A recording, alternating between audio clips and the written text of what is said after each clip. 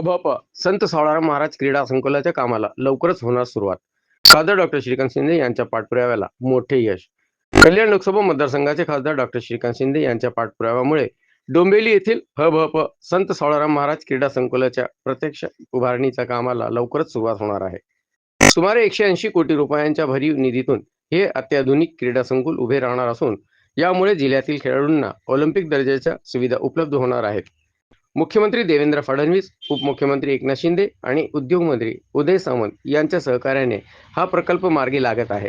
टप्पा 1 मध्ये इंडोर क्रीडा संकुल आणि ऑलिम्पिक दर्जाचा तरणतलाव असणार असून टप्पा 2 मध्ये भव्य स्टेडियम, 25,000 चौरस मीटर क्षेत्रफळाची बहुमजली क्रीडा इमारत असणार.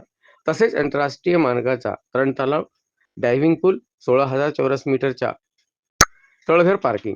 इंडोर संकुलात yoga, gymnasium, badminton, table tennis, karate, shooting range, जिम्नॅस्टिक्ससह अन्य खेळांसाठी सोय असतील.